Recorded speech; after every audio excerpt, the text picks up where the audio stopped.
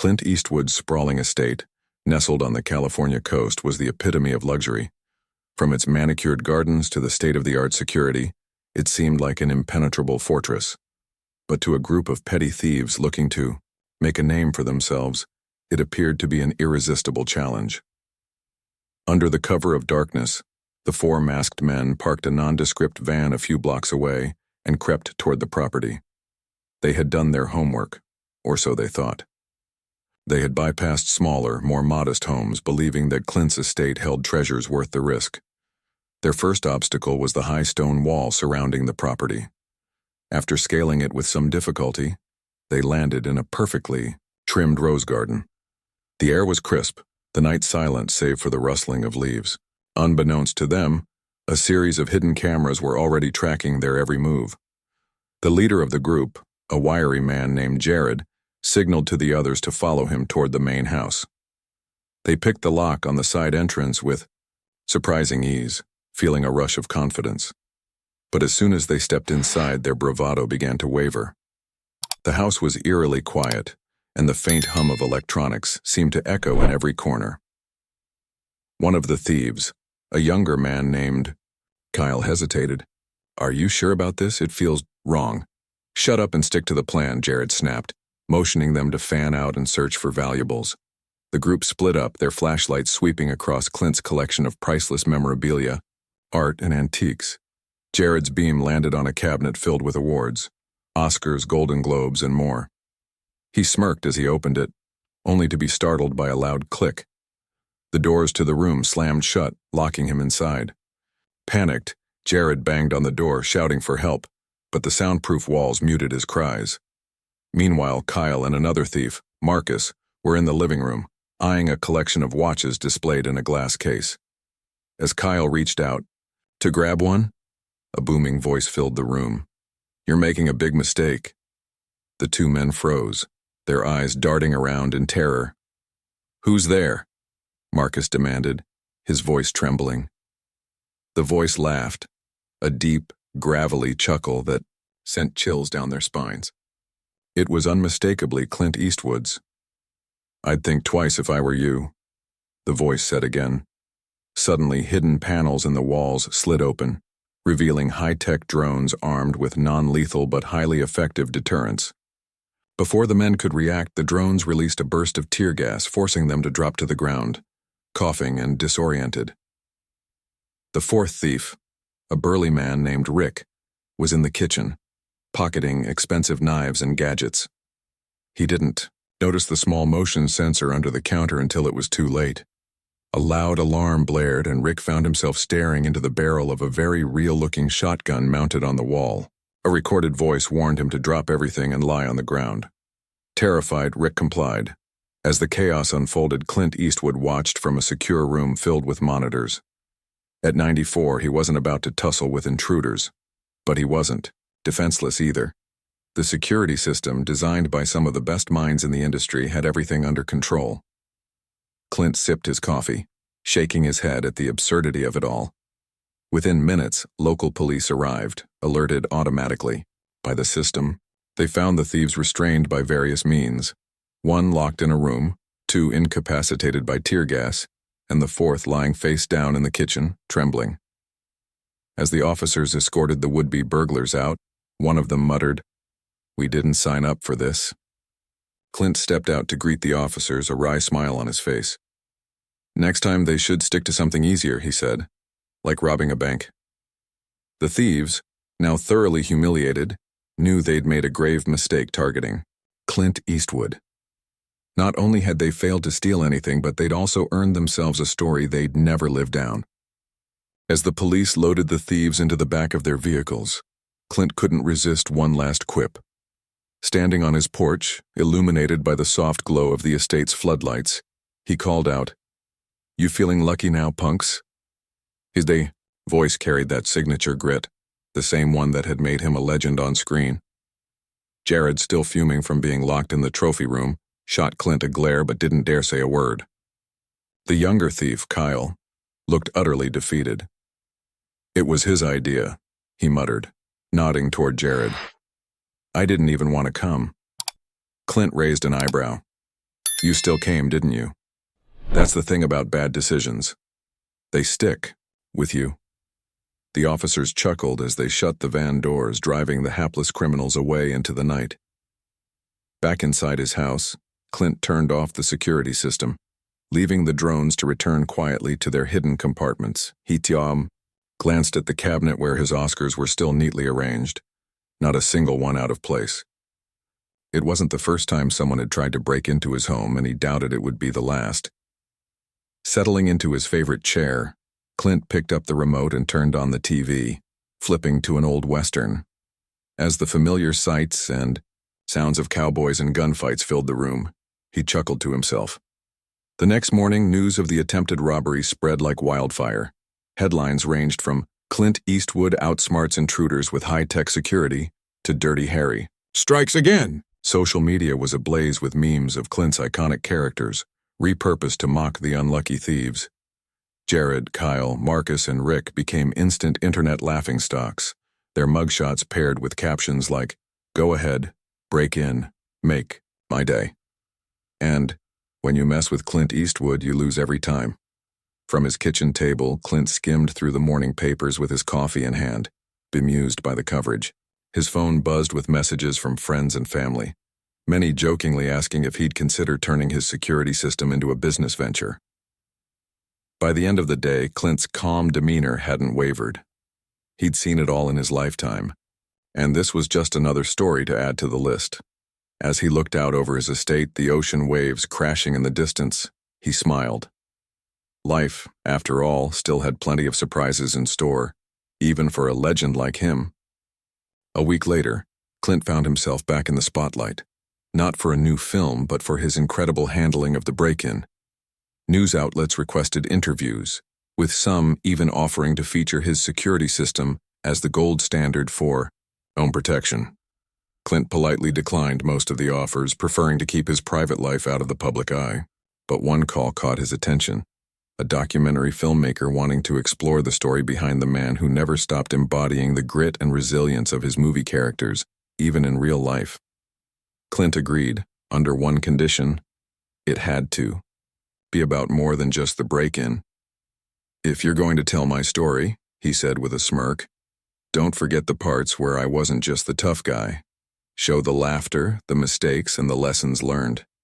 As the film project began to take shape, Clint couldn't help but reflect on the absurdity of the recent events. The four thieves now behind bars had ironically become minor celebrities themselves, though not for reasons they'd hoped. One of them, Kyle, had even penned a letter to Clint, apologizing for the attempted robbery. In the letter, Kyle wrote, "I've always looked up to your characters, the ones who stood for justice and strength. I guess I wanted a shortcut to the kind of life I thought you represented, but I see now how wrong I was. I'm trying to turn my life around, and I just wanted you to know that." Clint read the letter twice, setting it down with a thoughtful expression. He didn't respond immediately, but the words stayed with him. Maybe there was more to the kid than he'd realized. Clint decided to quietly arrange for Kyle to receive some books and resources in prison, hoping they'd steer him toward a better path. Meanwhile, the public's fascination with the story didn't fade. Clint's fans started a tongue-in-cheek campaign online, suggesting that he release a movie based on the break-in, with himself starring as the ever-watchful homeowner. Memes kept circulating, and merchandise popped up on websites. T-shirts, with phrases like "Eastwood security caution, you'll regret it instantly," and mugs featuring his famous line, "You feeling lucky?" Despite the humor surrounding the incident, Clint's friends and family took the break-in more seriously. His daughter, Allison, called him regularly to check in, reminding him to be careful even with his high-tech security. Clint reassured her, saying, "If they didn't learn their lesson last time, they'll regret it even more next time." Months passed and life returned to its usual rhythm. Clint continued working on his passion projects, reading scripts, and enjoying the peace of his coastal home. The break-in became just another story in the long, colorful tapestry of his life. But every now and then, as he walked through his estate, he'd glance at the hidden cameras or the drones quietly perched in their compartments and smile. The world may have changed, with its technology and fast-paced chaos, But Clint Eastwood remained the same, calm, unshaken, and always ready for whatever came next. As time went on, the buzz surrounding the break-in began to die down, but Clint's life remained as lively as ever. Invitations to events and award shows rolled in, though he attended only the ones that truly mattered to him. Meanwhile, the documentary project gained momentum, becoming more than just a simple retelling of the incident. It evolved into a deeper exploration of Clint's legacy, his rise from a young actor to one of Hollywood's most revered icons, and the enduring lessons he imparted through his work. One day, as Clint was walking along the cliffs near his home, he was approached by a young man jogging on the trail. The man, out of breath, slowed down when he recognized Clint. "Mr. Eastwood?" he asked, almost shyly. "I just wanted to say, thank you." Clint raised an eyebrow. "For what?" The man smiled nervously. "I was one of the guys who, broke into your house, Kyle, remember?" He held up his hands quickly. "I'm not here to cause trouble, I swear. I wanted to thank you for the books and the second chance. They made a difference." Clint stared at him for a moment, his piercing gaze steady, but not unkind. "Kyle, huh? You look different. Without the ski mask." Kyle chuckled awkwardly. "Yeah, I guess I do. Look, I know I don't deserve your forgiveness, but I'm trying to turn my life around. I've been volunteering, going back to school. It's not much, but it's a start." Clint nodded, his expression softening. "It's a good start. Just don't stop." Kyle hesitated, then extended a hand. Clint glanced at it, then shook it firmly. "Thanks, Mr. Eastwood, for not giving up on people like me." As Kyle jogged away, Clint stood there for a moment, watching him disappear down the trail. He felt a small sense of satisfaction, not just because Kyle was trying to make amends, but because it reminded him that even in unexpected moments, people could find redemption.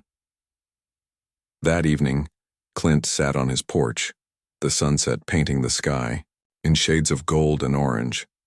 A warm breeze swept through, carrying the scent of salt water and blooming flowers. He leaned back in his chair, a quiet smile on his face.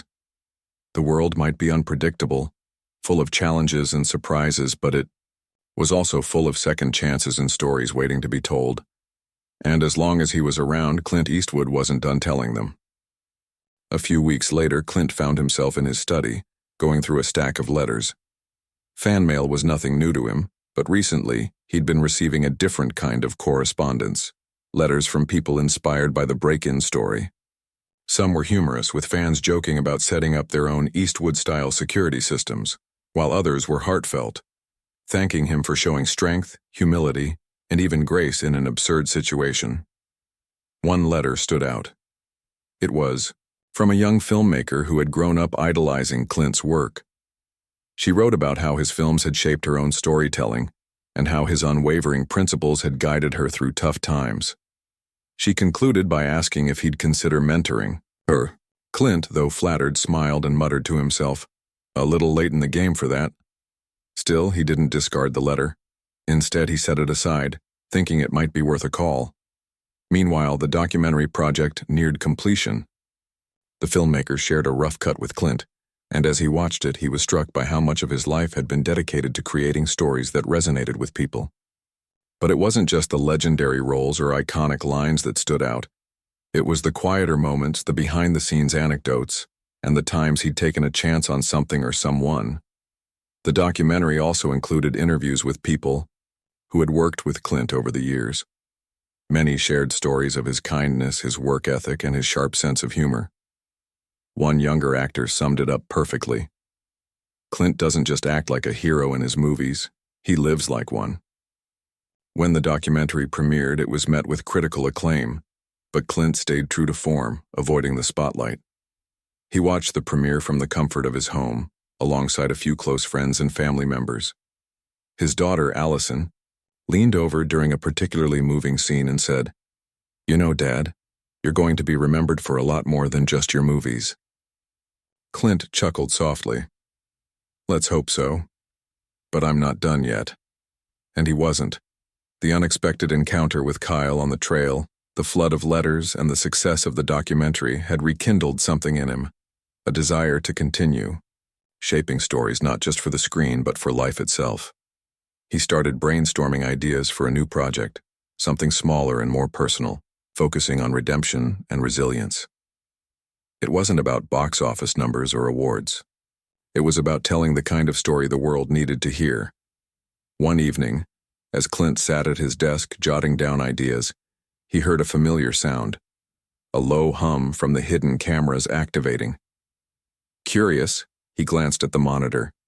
This time, it wasn't a group of thieves but a delivery truck. The driver stepped out holding a package. Clint smiled, remembering he'd ordered a rare book on Western philosophy. As he signed for the delivery, the driver hesitated. "Hey, Mr. Eastwood," he said. "Just wanted to say, your story about those guys breaking in? It was crazy. But the way you handled it? Legendary." Clint grinned. "Thanks, kid. But you know, life's full of surprises. You just have to be ready for 'em."